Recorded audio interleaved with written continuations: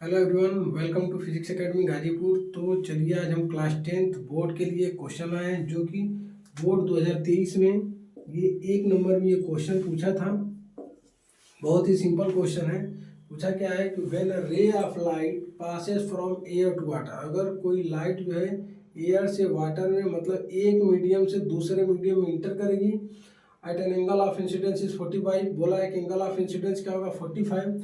तो इसमें से जितने भी डायग्राम दिए, कौन सा डायग्राम सही है, कौन सा लाइट का पाथ जो है सही है। तो यहाँ पे देखिए एंगल ऑफ इंसिडेंस की वैल्यू अगर 45 रखेंगे, 45 डिग्री, तो एंगल ऑफ रिफ्रैक्शन क्या है, मैक्सिमम हो जा रहा है, जो कि पॉसिबल नहीं है डेंसर मीडियम के लिए।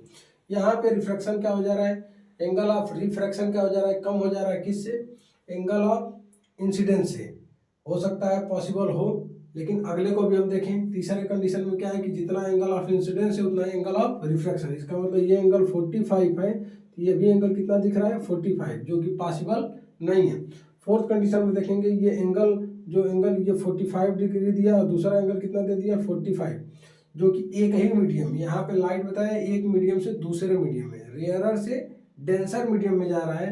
सारे कंडीशन में हमको ये लग रहा है कि यहाँ पे 45 से क्या है, 45 से जो एंगल बन रहा है वो मैक्सिमम बन रहा है। और यहाँ पे क्या है, एंगल ऑफ इंसिडेंस 45 है, angle of refraction is less than 45। क्या कर रहा है कि 45 क्या है, कम है। 45 यहाँ पे ज़्यादा बन रहा है, यहाँ पे क्या बन रहा है 45 डिग्री कम बन रहा है। मतलब इस 45 से कम बन रहा है। कितना कम बन रहा है उसको निकाला जा सकता है। हम रिफ्रैक्टिव इंडेक्स के लिए फार्मूला बता देते हैं।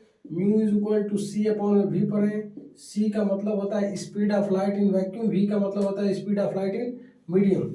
या फिर लिखेंगे म्यू इज इक्वल टू, इसको लिख लिया जाए, mu is equal to speed of light in vacuum upon speed of light in medium. या फिर म्यू इज इक्वल टू लिखते हैं V1 अपॉन में V2।